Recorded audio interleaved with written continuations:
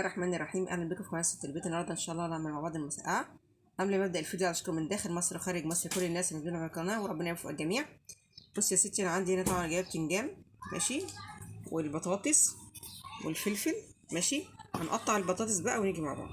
بص كده احنا بنحول اول طاسه للبطاطس ماشي، هنطلعها بقى ونحط غيرها نقلب تقليه ماشي.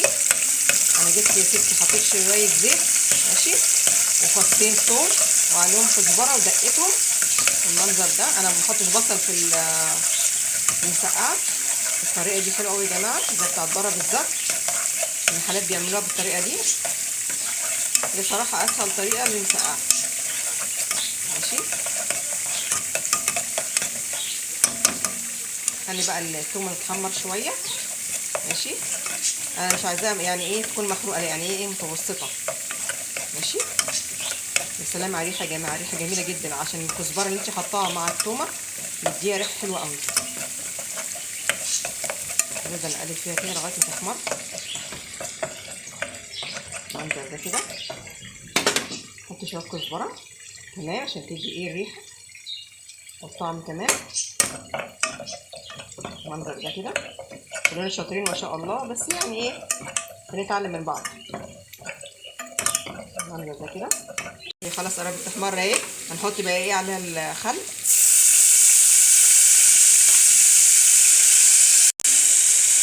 طبعا. حطينا الخل بقى هنحط بقى ايه القطه. دلوقتي احنا طبعا بنحمر البتنجان، طلعنا البطاطس ماشي. هنخلص بقى ونيجي مع بعض البتنجان مع بعض ماشي.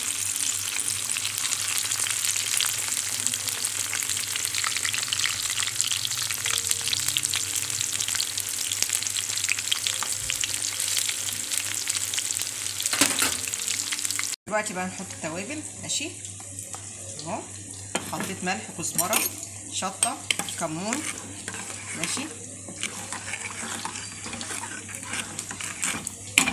ونسيبها بقى تتسبك ماشي ونيجي مع بعض.